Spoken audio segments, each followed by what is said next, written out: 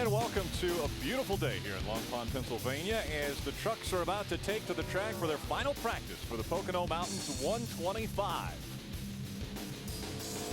75 degrees here, partly cloudy skies. The clouds just moving slowly overhead today. Light wind, 4 miles per hour, shouldn't affect too much of the on-track activity for the trucks, making their first ever visit to the Pocono Mountains and here at Pocono Raceway. Darrell Waltrip, Phil Parsons, Rick Allen with you for this, the final practice.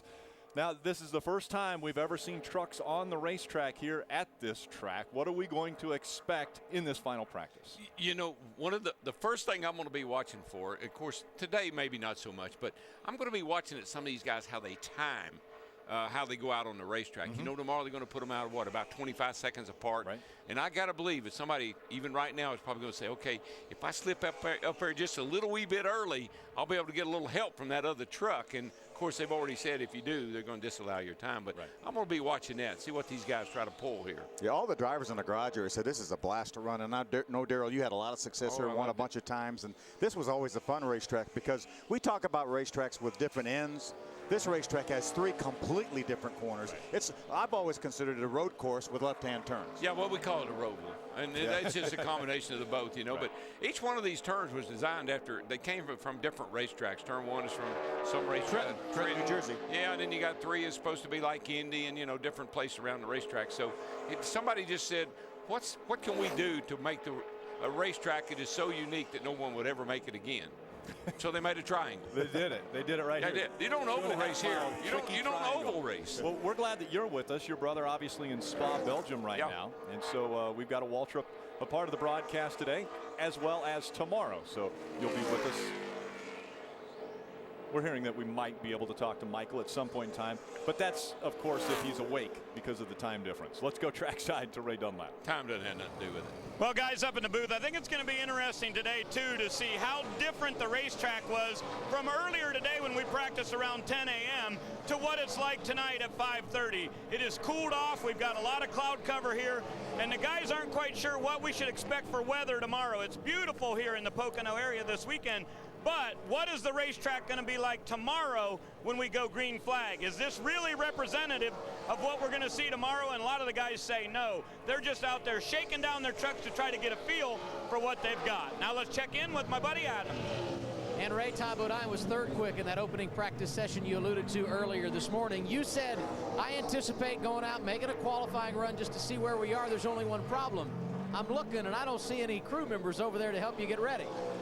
Yeah, they're all back at the motel at the bar probably having a drink. Watching us, I hope.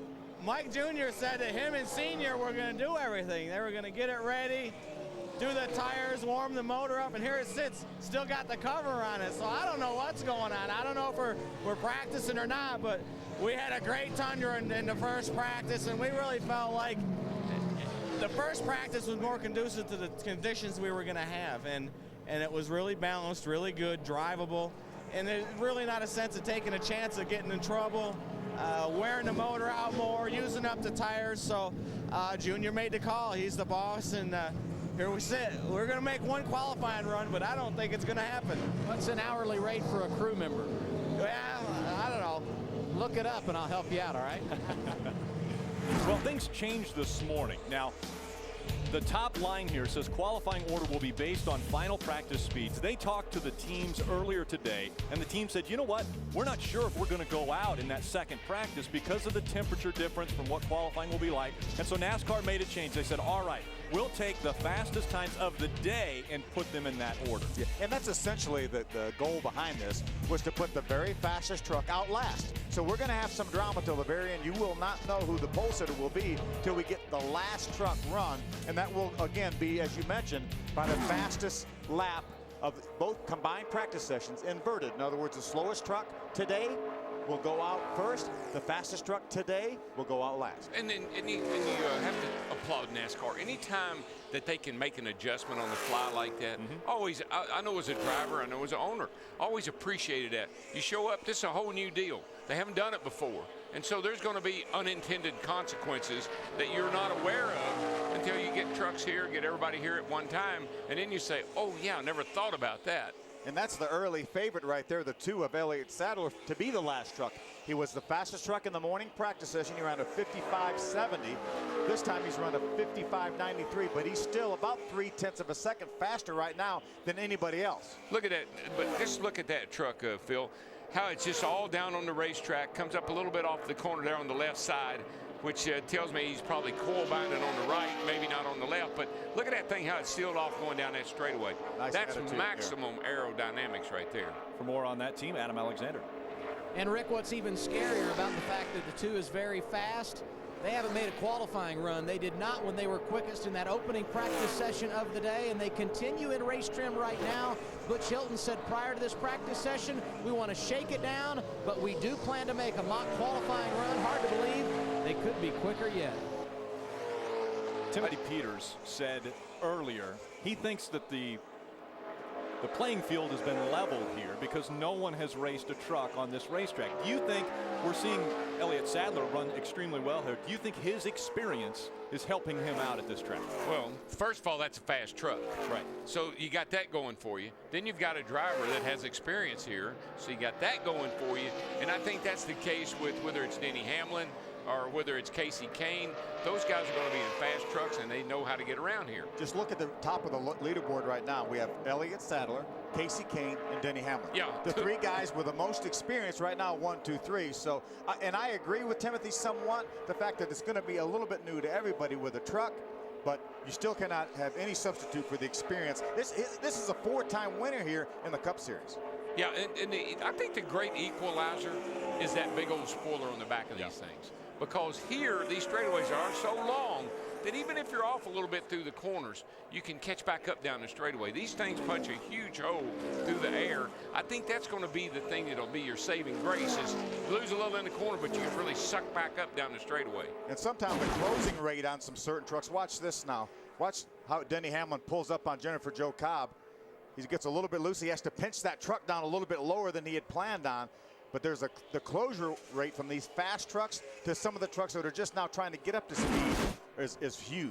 Well, and the other thing is, I mean, you know, Denny, how many truck races did Denny Hamlin run? Just a handful. I mean, just 7. A few. He's won this year so far. And so he doesn't know who's in that 10 truck probably. He hadn't figured that out, but I bet he knows now. He found out very quickly who's behind the wheel of the 10. So Denny Hamlin coming off the racetrack after his run. He's 3rd quick in this practice. The first practice, Denny Hamlin wasn't quite as quick. He was 12th quick in that practice session. Ray Dunlap. Rick, when I was on the race hub with you the other day, you asked me who I thought would be next on the win list in Camping World Trucks, and I got to add James Busher to that list. Truck number 31, they have been knocking out top 5s left and right these last couple of weeks, and he said he really likes this racetrack. He likes the way this truck was rolling through the center of the corner today, but the problem was they didn't make a mock qualifying run. So Michael Shelton, his crew chief, has said, we're going to take a look at maybe going out there, run a few laps, make sure James is comfortable. And he said, I don't think we're going to even try a mock qualifying run right now because it's not going to be indicative of what we've got here tomorrow morning. And a full day on speed tomorrow from here at Pocono Raceway. Sprint Cup practice 9:30 in the morning. Then our new qualifying procedure will kick off at 10 a.m. tomorrow. You won't want to miss that. 11 o'clock Sprint Cup final practice, followed by Chris Devoda in the setup, presented by Polaris at 12:30. Green flag will drop just after 1 for the Camping World Truck Series, the first ever race here at Pocono. We see Junior and Todd Bodine. Is that a crew chief or is that one of the members of the crew? That's a crew chief right there, Mike Hillman Jr. So we have a driver and a crew chief now. We're good to go. He's shaking his head. No way. We're not going to do it. Speed presentation of NASCAR Camping World Truck Series practice from Pocono is brought to you by Camping World. Visit Camping World RV Sales for the best values on fifth wheel trailers, starting at only $249 a month. Welcome back to final practice here at Pocono Raceway. Again, the first ever visit for the Camping World Truck Series to this facility. You know, we talked about maybe not many trucks going to go out in this practice session because they felt like they got what they needed in the first practice session. We've already had 30 trucks on the racetrack, so I think some people were playing possum maybe a little bit. You know, one guy that I really thought, as we're watching the 13 truck here at Sauter, one guy I thought would probably run a little better here than I think he has so far. That's Mike Skinner. I mean, he's way down the list there, and he's raced here before, and he's a guy with experience, so it looked like he would be somebody that you would expect to be up near the top. I think he's a former pole sitter here in the Cup Series. Yes, he is. Ray Dunlap. Well, Darrell, the problem is, as you know well, this is a 3-corner racetrack, and you got to pick whichever one is giving you the most trouble and work on it. And for Mike Skinner, that's the tunnel turn. He just cannot get through there at all. He said he's half sideways one lap, and the next lap so tight he can't roll through. So they're really trying to make some adjustments here to get the tightness out for him as he goes across the tunnel turn. And as everybody knows, if you can't get through there, you're probably not going to be very fast off 3 either. And that's really the battle for Skinner right now, just not being able to get through the tunnel turn and setting up a bad corner to come off for that long front straightaway. And well, Ray, this is a compromised racetrack. You got to give up, and you got to get good on one end or the other. Most guys try to get real good off turn 3. There's an interested observer, truck owner, Kevin Harvick. He's saying, now, Ron, this is not Indianapolis. We're not back at the race at the ORP. This track has 3 corners, not 4. Keeps looking for that 4th corner. He's looking for that 4th corner, yeah. Changes continue to be made with the 33 team this year. He's on his 4th crew chief. Kevin Buskirk now taking over the 33 crew chief duties. Kevin has a lot of experience in the sport. I'm going to say this, he'll be mad at me, but old guys just go through a lot of crew chiefs. Are you talking about Kevin? No, I'm talking about Ron. But here's why, in all honesty. As you get older, you get set in your ways. And there are certain things that you want your vehicle, you want your car or your truck to do, and you got to find the guy that can do that for you. You're not a young buck anymore. When you're young, you can drive through things. You can kind of ignore things. But as you get older and as you get set in your ways and you have experience and you've won, then there's things that you want that guy to do for you. And Rick Wren was his guy.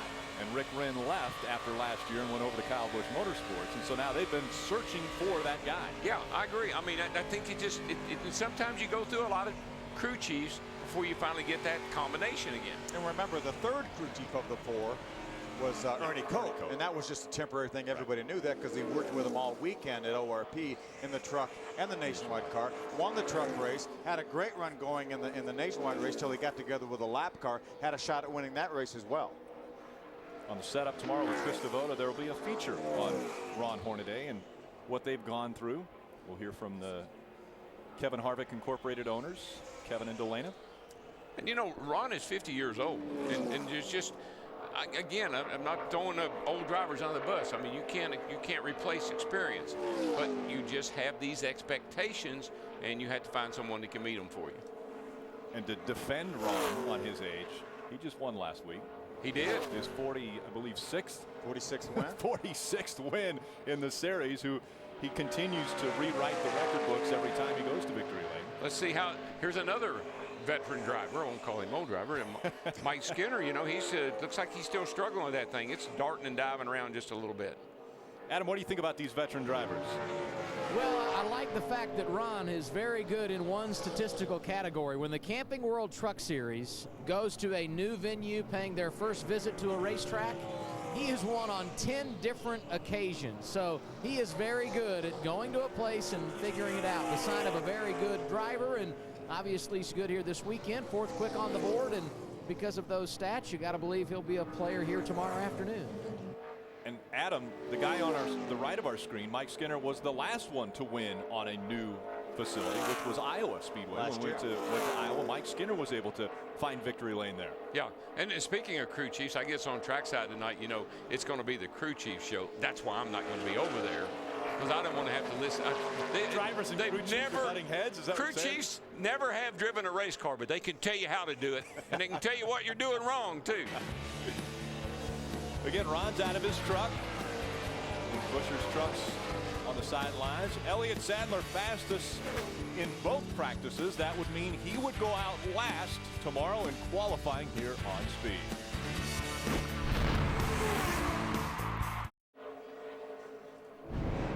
Sunday NASCAR race day powers into Pocono. Denny Hamlin, Jeff Gordon, Greg Biffle, and Brickyard 400 winner Jamie McMurray will join us live.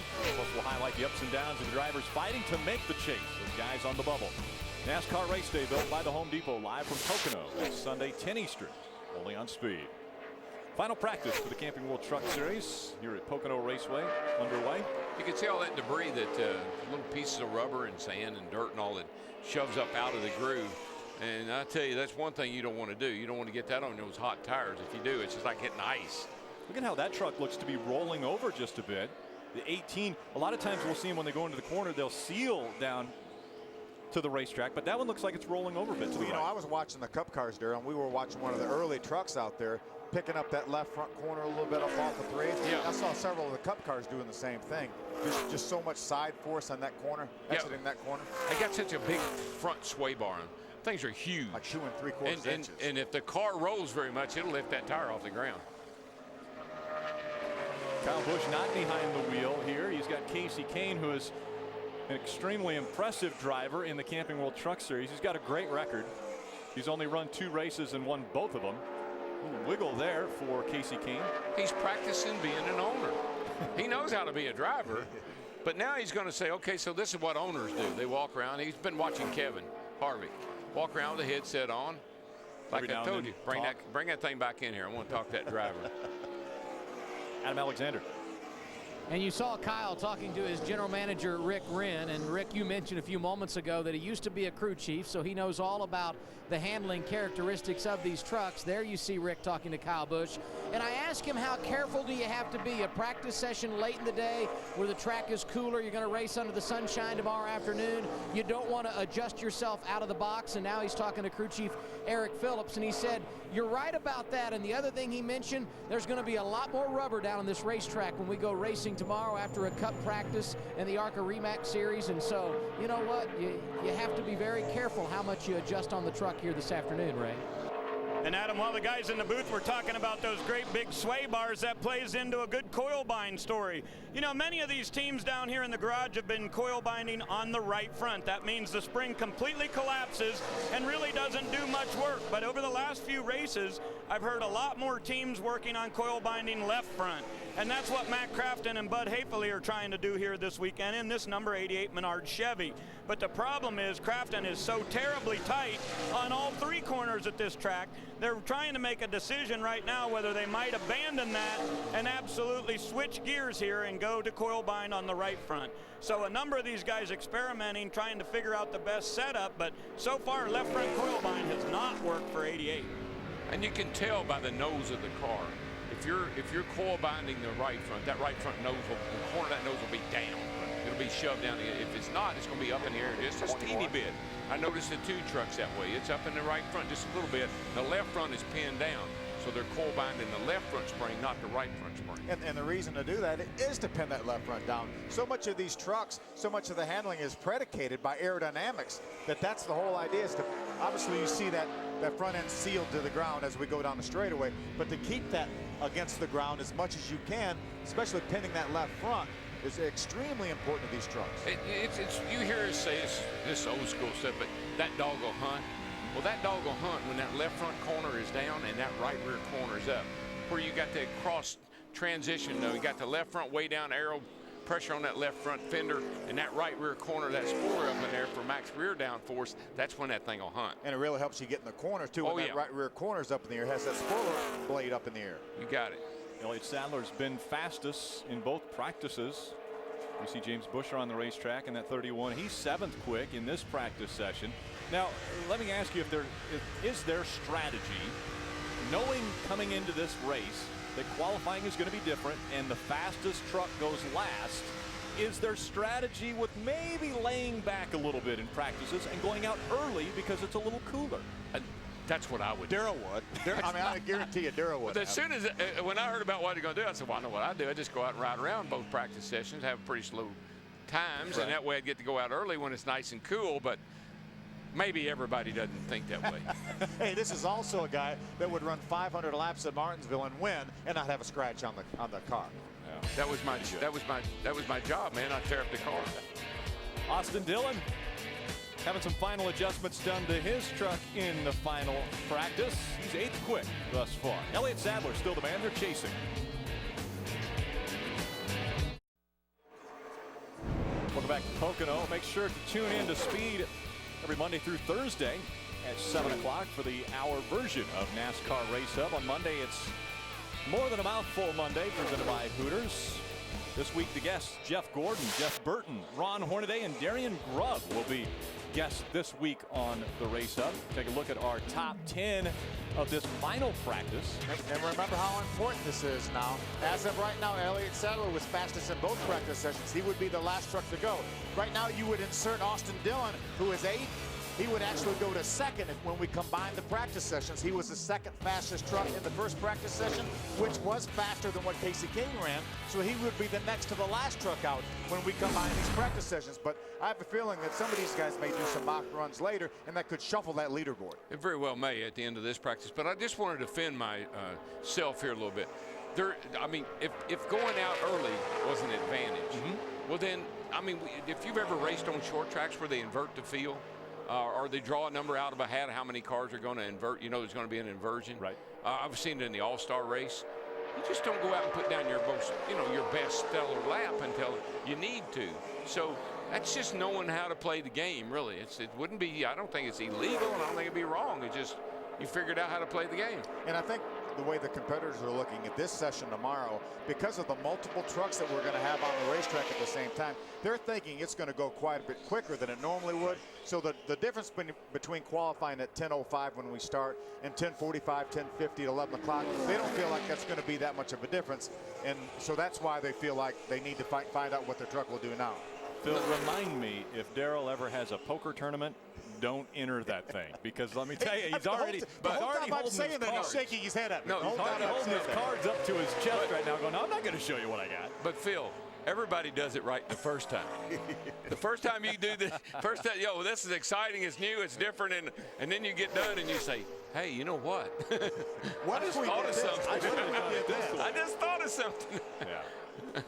And again, a new qualifying procedure, which the Camping World Truck Series is trying at this racetrack because of the size. It's a 2.5-mile racetrack. Laps are normally run around 55, 54 seconds around this racetrack, and so they have time to do multiple trucks on the track at the same time. They want to make sure they're spaced out far enough so that doesn't happen. Exactly. Those two trucks running together. There's no drafting, because if they do see drafting taking place on the track, both of the trucks that are involved in it will have their times disqualified. Yeah, well, there's a little bit of a fly in the ointment there too. So what if I know when I qualify here, when I leave pit road, this place is so big, I didn't leave pit road just tearing out of there, going up through the gears and trying to get up to speed as fast as I could.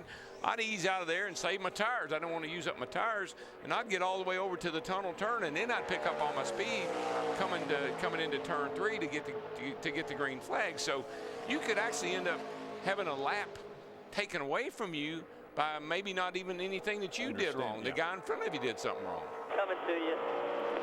And of course, that's all taking place tomorrow at 10 o'clock. You do not want to miss the new qualifying procedure here for the Camping World Trucks. Adam? And left of your screen, you can see Danny Stockman. He is the crew chief for Austin Dillon, who will be coming back in. The reason he was so quick, as Phil alluded to earlier in that opening practice session, they worked on a couple of qualifying runs. This final practice opportunity for Truck Series teams has been all about the race tomorrow for Stockman and young Austin Dillon. And what they are fighting, a loose race truck, even worse than what they had earlier this morning when they were on track. So they're going to continue to make adjustments and try and get him dialed in for the 50 laps they will have here tomorrow afternoon. And 50 laps, a quick race. 125 miles for these trucks. Yeah, I mean, looking at the pit window to be somewhere around, they might not get to 30 laps, but probably in between 27 to 30 laps. Yeah, it's going to be somewhere around 30, maybe 32, 34 for the guys that may be able to stretch it, but we know there's going to be at least one pit stop tomorrow. See Casey Kane again in the number 18, making only his 3rd start in the Camping World Truck Series. Ray. Well, Rick, you guys were talking about it being a short race tomorrow, and definitely tires could play a difference, but not so much on pit stops. We haven't seen a lot of drop-off on these tires, but there is a new rule in the Camping World Truck Series this weekend. If this was a left front tire, what you would like to do is lean it out as much as you can and get some camber gain. Why is that? Because when the truck rolls through the corner, all that momentum and G-force pulls that tire right back down, and you want all of the surface of this tire to be right on the racetrack. So you get camber gain in the left front, and this way you would definitely want to go maybe 10 or 11 7 degrees on a short track, about 9 degrees here, but NASCAR said you can't even go 9. You can't go any more than 8. So there's a new rule this weekend, 8 degrees of camber on the left front, and the guys, some of these guys are fighting that just a little bit so far this weekend. And make sure you understand the truck's facing us. When he said that's the left front, it's leaned out at the top. And they're also going to have a minimum left front air pressure here as well to go along with that. 15 pounds will be the minimum amount they will be able to put in the left front, which is new. That's the only place we will have ever monitored left front air pressure in the truck series. And these guys would probably go down to 10 or 11 in the race if you would let them. 2 things. 8 degrees, I think, is max in the Cup Series, too, on that left front. And the other thing is we've had left front tire issues here in the past. With all that camber running across the tunnel turn and dropping that tire off on some of the rumble strips and off of the racetrack will blow that left front tire out. So they're just they're protecting themselves. And we continue to mention the word tunnel turn, and those of you that maybe just have tuned in because you're truck racing fans, the tunnel turn actually is turn 2, and there's a tunnel that goes underneath it. That is why it's called the tunnel turn. Elliott Sadler still quick in the practice.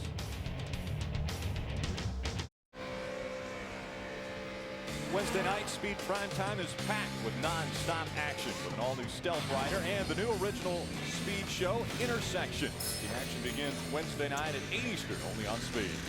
Phil, back in our time when we were drivers, if we'd have seen a guy all tucked down in a seat like that, we wouldn't have gone out. I'm not going out there. You can't even see where he's going. Look at that. I mean, just a little cocoon right there. He's all back in, and man, just think about how safe that is. And that's incredible. I mean, the seats that we used to race back in the day. Oh. I mean, we wouldn't even had a headrest, anything like that. We would have had nothing along the sides. We would have had a little headrest at the back, but that was it. No headrest on the left side, no headrest on the right side. Our seats barely had any material on the right side and nothing on the left. Yeah. You mean they weren't bench seats? I thought you guys drove cars that had bench seats. Just about. Van seats. Yeah, came out of a van. Okay. And that's Elliott Sadler behind the wheel. Adam Alexander. Ron Hornaday is 4th quick in this practice session, 10th in the practice earlier today. So how do you feel about the truck, Ron? I feel a lot better. Got it real stable and everything. But the first time we had a little problem with the right rear chain. So I haven't put tires on it yet. So I think times are pretty consistent. So I'm pretty happy with it. A new crew chief this weekend, Kevin Buskirk, a guy with a lot of experience. You as well. How's the chemistry between the two of you? I think it'll work out fine. You know, we're both elderly, so we can't yell at our own elders. But what do you think of our new sponsor here? Pretty nice. You look good in yellow, you know? Yeah, well, that's my first Southwest Tour colors, too. So I got to thank Ollie's for coming aboard. It's a lot of fun with all these sponsors. How KHI makes the thing work is pretty cool. But I think we're going to be good. I mean, they were all Cup guys in front of me. They've been around, so I only got 3 good laps on it. So we'll figure it out. Ollie's Bargain Outlet, the new sponsor for Ron Hornaday. Ray, a perfect spot for you and Horn to go do some Christmas shopping, I guess. They got a lot of nice stuff over there too, Adam. I was just at Ollie's the other day in Mooresville. I like that store a lot. You know, Darrell was talking up in the booth a little bit ago about what do you do as a driver when the crew chief's telling you how to drive the truck. Well, what would you do if a tour guide came on and tried to tell you how to do the truck? Justin Lofton in the number 7 truck was out on the track trying to give some feedback to his crew chief, and on the radio someone came and said, I'm in the middle of the infield, I'm coming through right now, I'll be there in just a minute. And apparently on the radio it was a guy giving tours around the racetrack, so they got on the radio and said, excuse me sir, we've got this little thing called practice going on right now, would you mind maybe not talking for the next hour? That's funny, Ray. So we got a frequency problem, maybe just for a moment or two. I want to explain something. You heard Hornaday talk about the chain on the, and what he was talking about is when you jack the car up to make a pit stop, you have a chain that is loose under there. But when the wheels start to come off the ground, that chain will run out of slack and it'll pick the rear tire up. This track is rough. I'm sure it's a lot rougher than these guys probably thought about it or realized it was going to be. So if that chain is too short, it'll start to snatch that rear wheel up off the ground. And that's what he was talking about. They had to lengthen that chain out a little bit. Pit crews are notorious for running that thing as short as they can because the wheel will come off the ground quicker and they can get one pump. Yeah, they can get the tire off quicker. But you got to have enough slack back there so when you go across the bump, it doesn't jerk the wheel off the ground. See Timothy Peters on the racetrack. Now we're seeing him run down a little bit lower than we've seen most of the other trucks. You see the darker line around the racetrack, especially through turn number 1, where they're running higher through that line, and Timothy's going about a line lower than everybody else. It's a little rougher down there too. The lower you go down there, especially in turn 1, the rougher it is, right, Darrell? Oh yeah, and I mean there was a time when if you'd have seen a car or a truck up that high, you say he's going to wreck. But because of the bumps that have been created down there in turns 1, you got to have a truck that's handling really, really well and is able to bounce through those things, or else you got to go around them, and that's what he's doing. He's just going around them. Ray, I think you've got a guy who's got a little experience around this racetrack. No question about it. You got to consider Denny Hamlin one of the favorites. Denny, I heard you in practice earlier today say your truck was real tight. You got the same condition still? No, we've fixed it, so that's a good thing. We definitely had something a lot better than what we had before. So still not lightning fast speed, but it is very consistent. A really short race tomorrow. You got to approach that a little differently than a cup race, I'm sure. I can't remember the last time I run a 50-lap race. I mean, that's going to be a lot of fun, and it's interesting to see how people are going to strategize this race too. Whether they think tires are important or track positions can be the most important. I think track position is important, but that draft's going to be big. I see the cool down unit on and tires going on. I assume you got a Q run coming up. Yeah, we didn't make one this morning. A lot of guys did, and we just kind of been in race trim. We've been so far off in race trim, we decided to keep it until we got it close. We feel like we're close now, so we're going to make a run. All right, good luck tomorrow. Denny Hamlin, of course, owns the zip code here in Long Pond, PA. Adam? Ray, there are 37 trucks set to try and qualify here tomorrow. 36 have been on track in this final practice session. One has not and doesn't plan to be. That would be one Todd Bodine. We talked to him, I don't know, about 35 minutes ago when this practice session began. He was a little confused on where his crew was. Mike Hillman Jr., his crew chief, eventually showed up. They talked about it and decided they are, in fact, done for the day. The cover is on the truck. We will not see Bodine on track in final practice. Another reason that may be the fact is that, he was one of the ones that did the tire test up here. Right. So he has a lot of knowledge going into this this weekend. Also doing double duty, too, because he's also running the Cup race. So he's been on the racetrack when the Sprint Cup car as well and qualified for the race on Sunday. 5 trucks were out here for that tire test, Todd Bodine being one of them. So they got a little extra time on the racetrack. Elliott Sadler, he's got some seat time here in a Cup car. He's making good here in the trucks.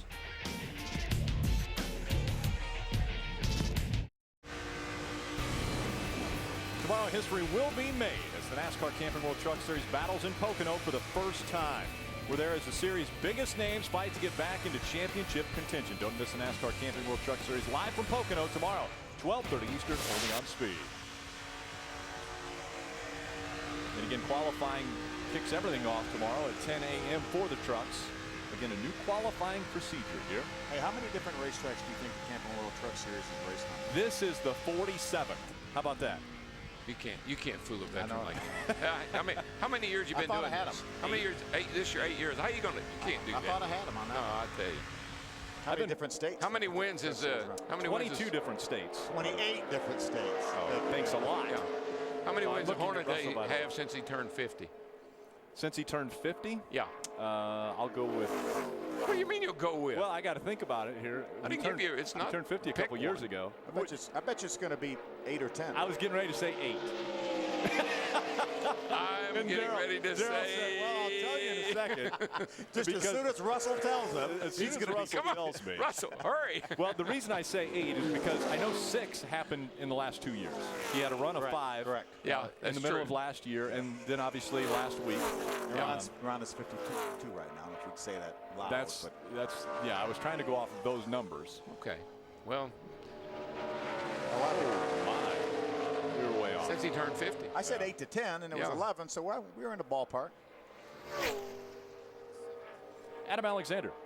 Hey, DW, Ray Dunlap's the only person on this crew that can ask a trivia question when he doesn't know the answer, just for what it's worth, all right? You're looking here at Jeff Hensley, crew chief for Timothy Peters. Now, this team has been in the top 10 the last 2 weeks, kind of righted the ship after a rough run at Iowa, but they were sideways, is what Jeff Hensley told me in the opening practice of the day. So what do? You change everything between practices. Here's the problem. They're so tight now it won't turn, so they've had to go back and readjust on this race truck, seriously cutting into their track time. They hope they can get it turned around. Of course, Timothy Peters entering this race 4th in series standings. Yeah, that truck doesn't have quite as good. Oh, whoa, what we got here? Got a problem. That right front looks like might be in trouble. Yeah, that's Chase Mattioli in that 64. He's on the access road right now. Yeah, I don't think he just stalled out here. I don't think he hit anything. I think that's the access road right in the tunnel turn.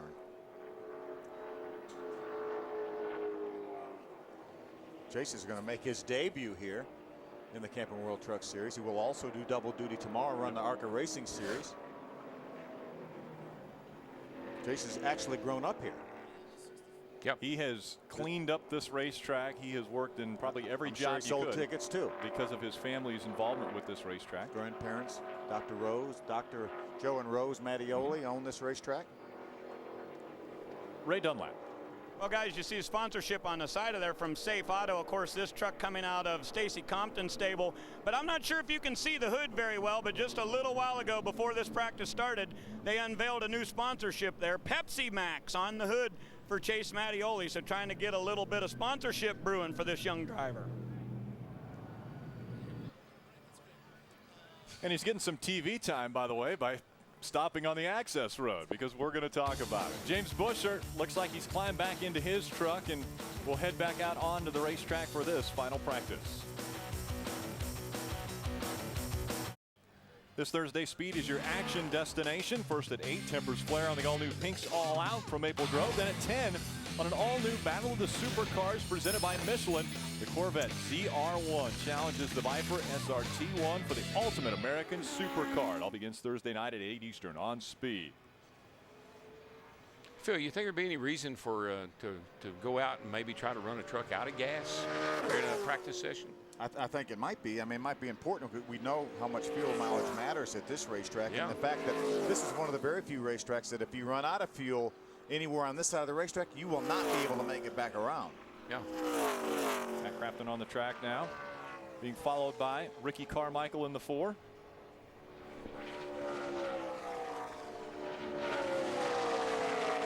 Adam, is that what happened with Chase Mattioli's truck?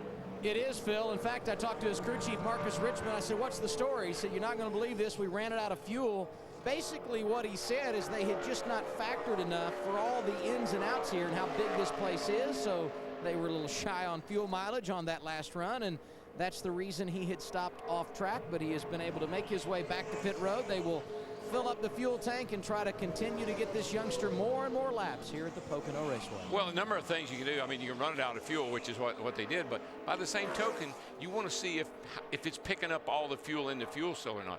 It might, you know, if it holds 20 gallon and it's only picking up 18, then you got to work on the pickup, not necessarily putting more fuel in it. And that's good information, no matter. It is. Even if they ran out of fuel by mistake, it's still good information to know how much that truck's going to take. What do you think about that, Ray? I think you're exactly right, Darrell, and if you're down here in the pits and you're wondering how many ins and outs any one of these teams have had, all you got to do is look at the front left bumper. That's where they keep track of them. They'll put some tape on there to let you know how many times you've come in and out, and that helps the crew chief at the end of practice walk by with an easy look and just know how many times they've worked on the truck, come down, made adjustments. So 4 with a stripe across the Ray, how many would that be? Well, hold on just a second. 1, 2, 3, 4, 5. Darryl. Okay, thank you. Yeah. I had to use my foot. I hear you. You don't have 5 fingers on your hand? I'm sorry. I'm holding the mic with one, okay. and I'm holding my notes in the other. I needed my foot. Attaboy. That's good information, because I didn't know that. I didn't either. It's pretty cool. Yeah. Casey Kane continues to circulate around this racetrack. 9 lines I counted earlier on his front left headlight. Who did? Casey King. That's 9? Well, there were when he was in earlier. I counted them and was going to ask what they're doing on the left. You didn't want to be the one to ask. Well, did you? I didn't at the time. I was thinking, well, I'm going to let those guys, report See, that. I told you, he learned a lot in 8 years. Double A. And we're hanging with Kevin Harvick. Both of his trucks look pretty good in this practice session. You've talked a lot today about how good Elliott Sadler is. So you see him out there. You're getting the reports. What do you think about the 2 and the 33? Well, obviously, Elliott's been here a lot and knows exactly what he's looking for. And that truck's really fast. Hornaday's truck is fairly good as well, but obviously he doesn't have as much experience here, so just still trying to learn the track. They had a little bit of trouble with a couple things in the first practice, so really this is the first time he's been on the track with the truck driving right in this session. So they're both running really good. I think it's going to be a fun race to watch tomorrow. It's odd for you to be here and not be behind the wheel. So when you're in this role, how involved do you get with the operation?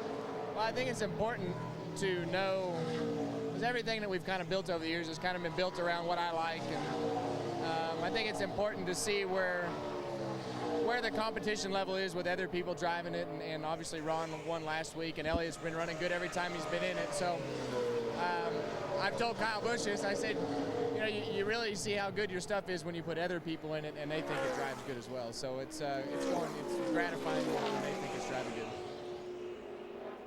And I heard Kevin, he's sitting right there. You can ask him. He said last week when he won the race, he said, well, the competition department, or 2 weeks ago he said the competition department says we're behind in performance. He said, I guess we can put that to rest. Yeah. But remember, 2 weeks ago, that was a different style truck, too. That was an RCR chassis where they had been running more Hopkins chassis within the KHI. So that was a bit of a test as well, and I think they passed that test with flying colors. I believe so. Speaking of passing, we're seeing right now a couple trucks running together, and you're not going to see that in qualifying, but we're seeing Mike Skinner make the move. How important is drafting at Pocono? Oh, I think it's going to be I think it's going to play a role in who wins this race, because these trucks, again, they're like phone booths going around the racetrack. They're great, big. They punch a huge hole in the air, got a huge blade on the back of them, and the closing rate and catching up somebody down these long straightaways is going to be big. Mike Skinner in the second practice, or final practice, is 13th quick. Again, Elliott Sadler fastest, Casey Kane and Denny Hamlin are top three. Welcome back to Long Pond, Pennsylvania, here at Pocono Raceway. It'll be the first ever race for the Camping World Truck Series tomorrow. And you see the number of times Casey Kane has been out on the racetrack. Looks like defense to me. 14 times they've been on and off pit road. Yeah. I just tell you, you're trying a lot of things, you know, and that's a good thing about having a guy in the truck that has experience here and knows the track. You don't have to run a bunch of laps to find out if the change you made is helping or hurting. You can probably go out, go through turn 1 up to speed, go across the tunnel, come around and come into turn 3 and say, I don't like that, and come right back on pit road. And it's such a long pit road as well. Ooh. Casey also has a Cup win here, along with Denny Hamlin's 4 Cup wins. See Justin Lofton and James Busher on the racetrack now. Justin has an ARCA win here, won here last year on his way to the ARCA Racing Series championship. Yeah, people with history at this racetrack. We've got 12 drivers in the field that have Cup experience at this racetrack, and then we'll have 6 drivers that have raced an ARCA race at this racetrack that's in the field. Got debris on the racetrack. Looks as though it came off of Brent Raymer's number 85.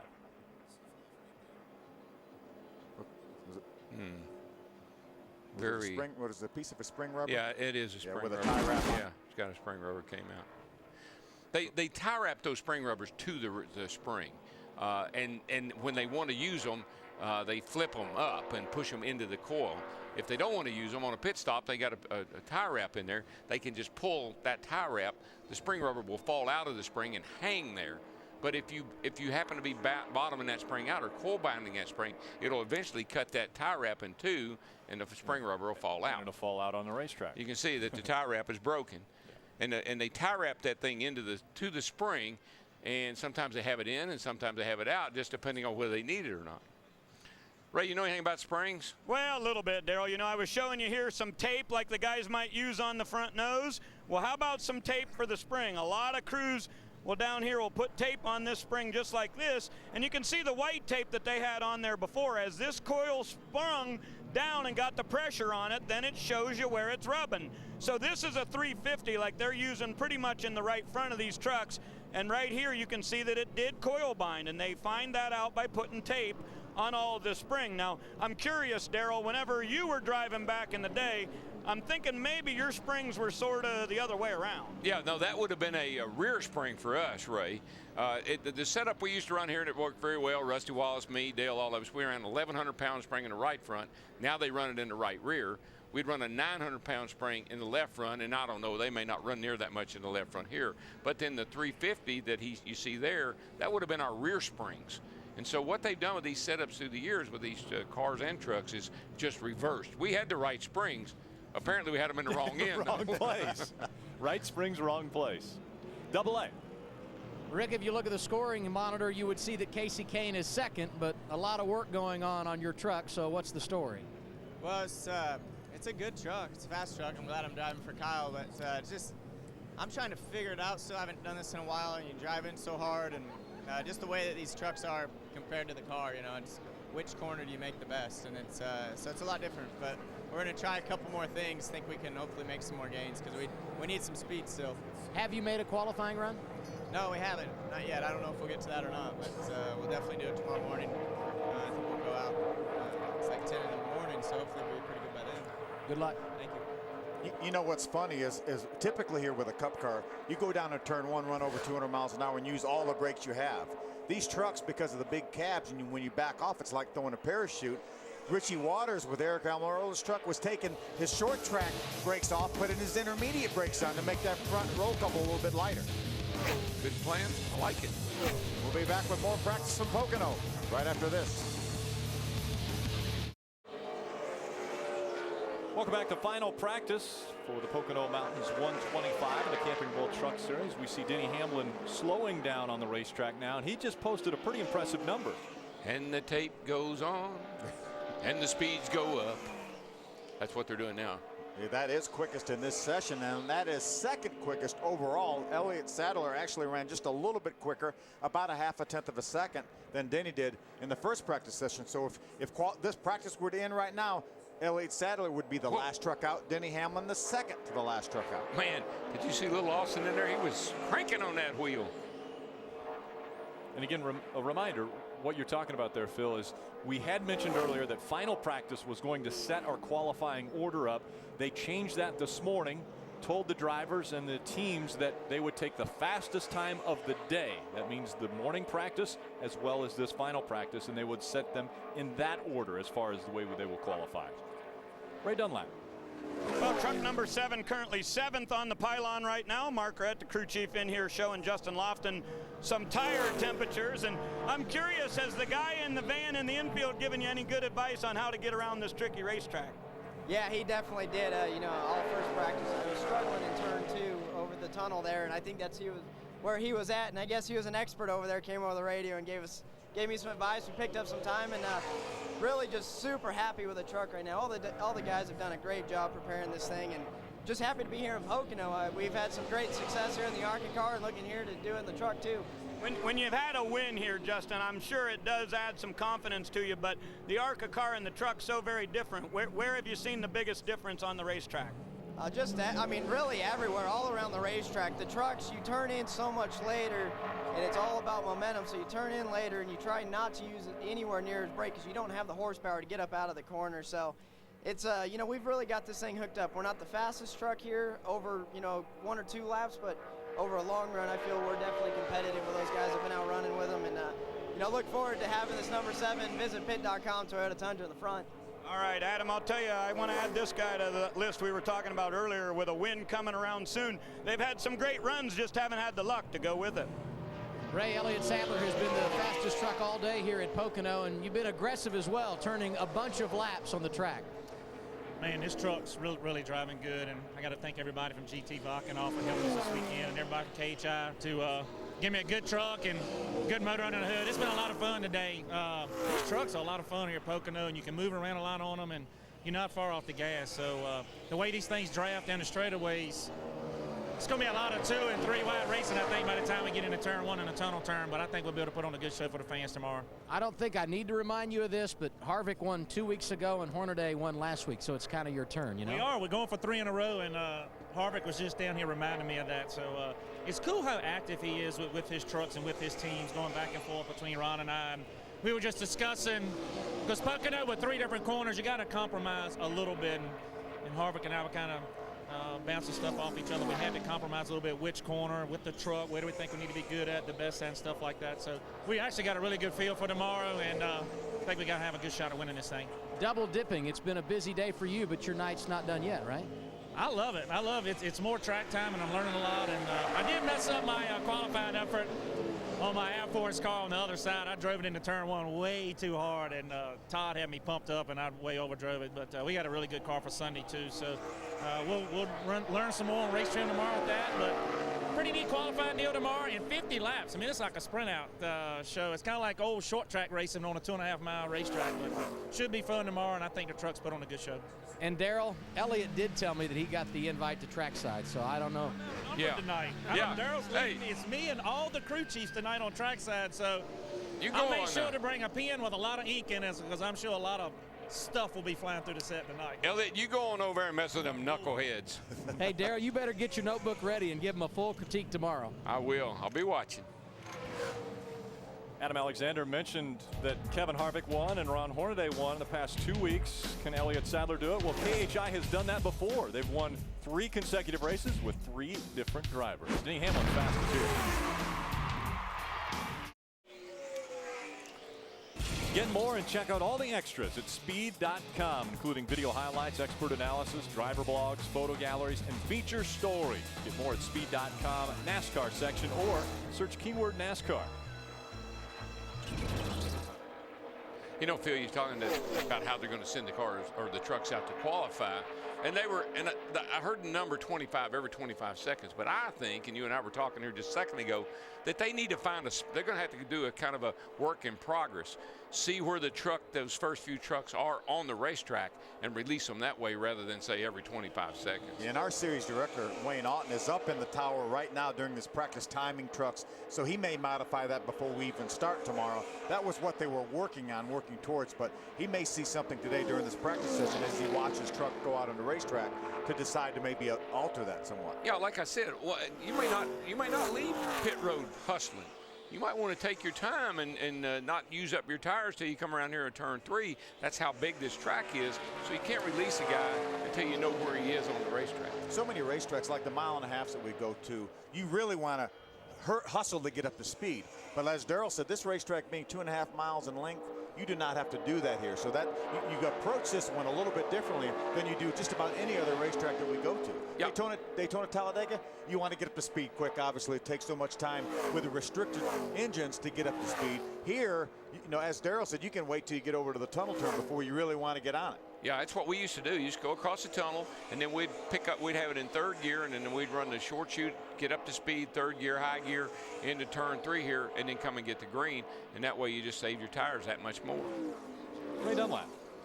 See Jennifer Jo Cobb in that number 10 truck out there on the racetrack right now, continuing to work on turn number 3. She said she's really happy with the way this truck rolls through 1. She likes that. She gets a pretty good run off of the tunnel turn, but when she gets to 3, the truck's real tight. So they've continued to work on air pressure and also made a track bar adjustment this last time down pit road to try to free her up a little bit as you approach that front big straightaway.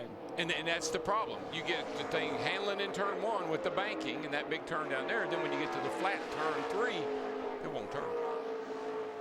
3 distinctly different turns around Pocono Raceway, and that's one of the hardest parts to figure out if you're a driver and crew chief, where to make it the best. Right now, Denny Hamlin's got it figured out. He's the fastest in final practice.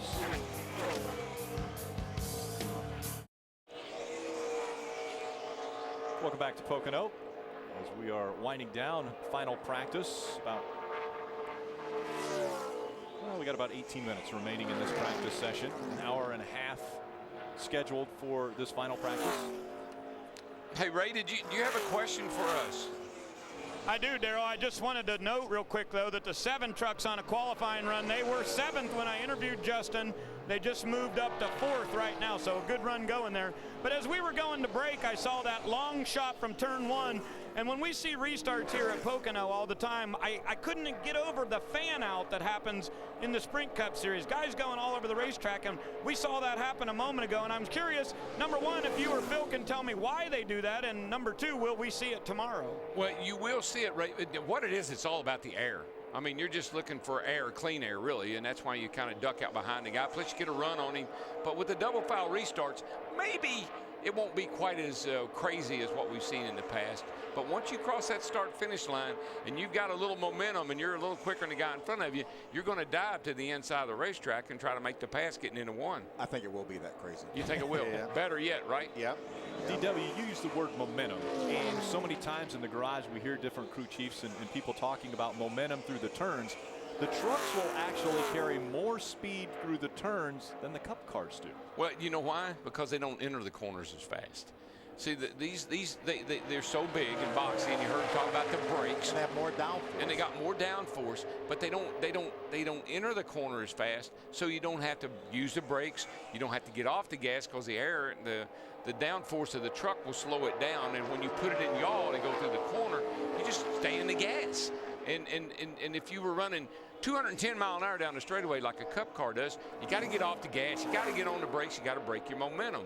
But with the truck, with the lower horsepower, the big spoiler, and the air that it pushes, you can just haul it off in there and not have to lose your momentum. These trucks probably will run about 185 miles an hour at the end of the front straightaway, where the Cup cars are probably, as you mentioned, 205, maybe even more than that. Yeah.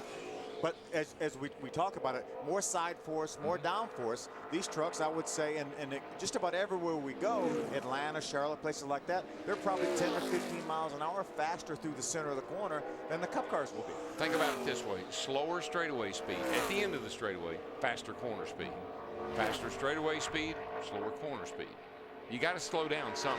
If you go into that corner at 210 mile an hour, you can't make it.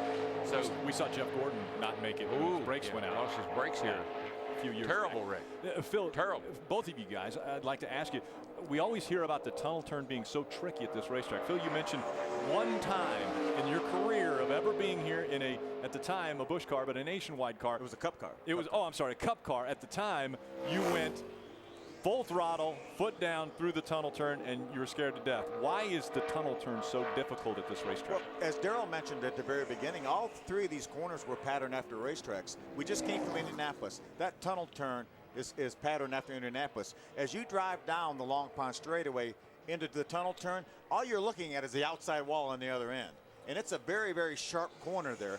We were here one time back when we had a tire war going on with Goodyear and Hoosier, and we had a lot softer tires because the different tire companies were trying to beat each other. And that was the only time that I was ever able to, as many times as I raced here, to run wide open through this corner. But as you can see, this is the entrance to the tunnel turn. As that truck just goes through there, you're looking straight at the outside wall there. This is a triangular racetrack. That's a square corner. Yeah. I tell you right now, you go down through our 200 mile an hour, looking straight in the wall, just like he said. Just like Indianapolis. Indianapolis has 4 square corners. This racetrack has 1 square corner. And we may see in qualifying tomorrow in one lap with these trucks, guys trying to flat-foot it through that turn. Maybe. We'll see if they make it or not. That'll be fun. That's something else you'll want to tune into tomorrow. Again, 10 o'clock qualifying for the trucks. Denny Hamlin's still fastest in final practice. Speed presentation of NASCAR Camping World Truck Series practice from Pocono is brought to you by Camping World. The Camping World Destination Recreation Sweepstakes is back, and it's better than ever. Camping World is offering more prizes and more chances to win. Visit campingworld.com and enter today. And by Toyota. We are under caution. The sun beating down on this racetrack. Yeah, it's probably getting pretty good out there right now, though. Sun is going down. The track's getting a little shade over here on the short chute. Temps are probably down pretty good. Should be able to cut a pretty fast lap right now. Well, they're taking a quick break, so we'll wait. Again, first run for the Camping World Truck Series at Pocono Raceway. Again, it all kicks off with qualifying tomorrow at 10 here on Speed.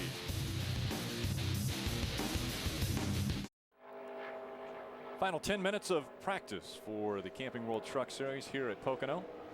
This is when I think, most of these guys are taping up right now, putting tires on. We'll probably get a bunch of fast laps here, right here at the end of this session, don't you think, Phil? Yeah, we know Denny Hamlin already made his mock qualifying run, and that put him to the top of this practice session. Still about a half a tenth off what Elliott Sadler did in the first practice session. So as of now, Elliott Sadler would be the last truck in line to qualify tomorrow. Denny Hamlin would be the next to last truck. Yeah, and when you put tape and tires on these things, you're going to pick up speed.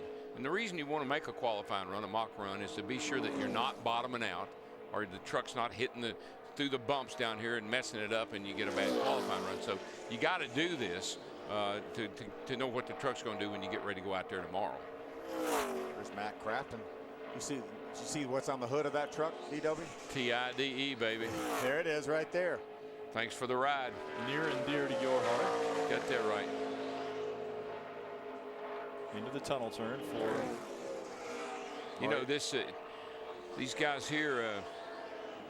That's Mario Goslin there in the Tire Monkey truck. Tire Monkey.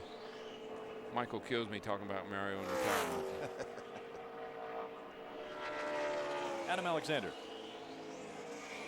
And sometimes, Rick, drivers just go around and around, and eventually crew chiefs do the same. Danny Stockman is the man who calls the shots for Austin Dillon. It's been that kind of day for him. He was second quick in the opening practice session. They begin this happy hour trying a number of different things, but after that last race run they made, they were right back where they started, right back where they finished at the end of final practice, and now they have pushed Austin Dillon down to the end of pit road. He will make one more mock qualifying run to see where they are in that category and likely button it up for final practice, right? And you would say, why would they do that? In fact, that's such a waste of time.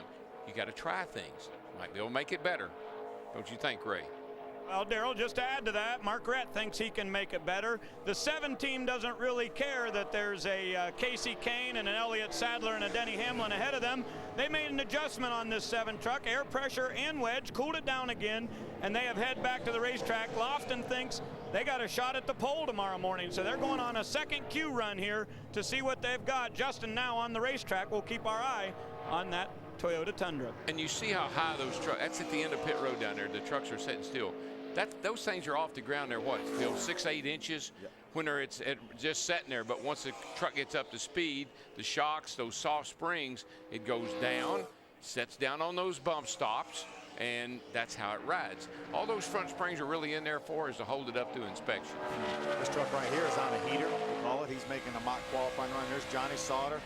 Johnny's been so good here lately. The last 3 races, 2nd, 3rd, and 4th place finishes for Johnny Sauter. Phil, if he's on a heater, he's never going to stop. Because we've been told you never leave if you're on a heater. Well, his engine's going to get hot, so he's going to have to stop. I think I like Q runs. Q run? I'm in the Q lane. I'm in the Q run.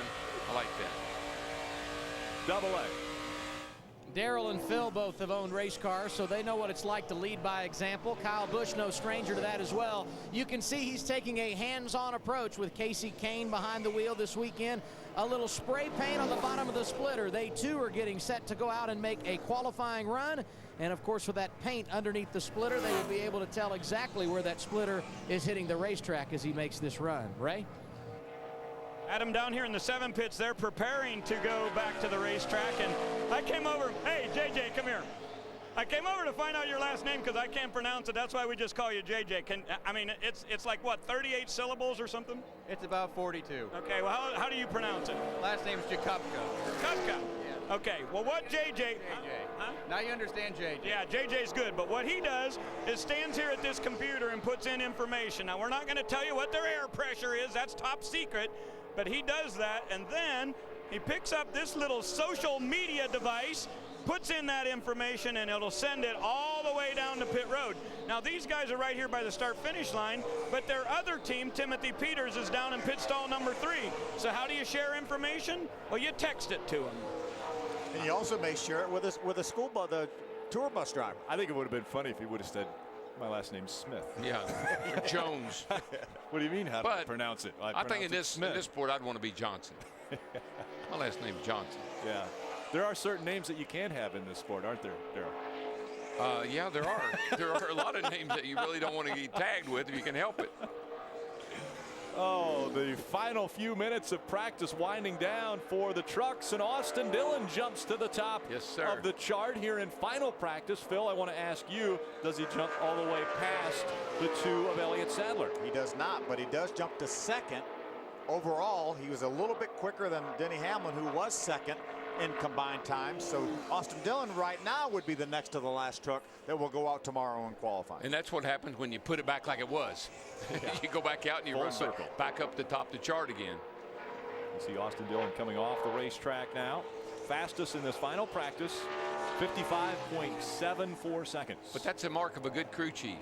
You can put it back like it was. That's why you try all those things. You try the left front coil bind, right front coil bind, bigger sway bar, more right rear spring. Try a lot of things looking for a little extra speed. If nothing works, you put it back like it was. And you always keep notes. Lots of notes. What happened when I made a certain adjustment? You ever see Larry McReynolds' notebook? I tell you what, it's books. Yeah, I was going to say it's War and Peace. Books. Probably, yeah, multiplied. He has so many notes. He takes notes during telecast. Yes, he does. And I don't understand, why does he put asterisks by your name when he always puts things down? Because I'm always right. Okay. See, he hadn't worked with that many guys that were always right. Okay. That's why he doesn't have any hair.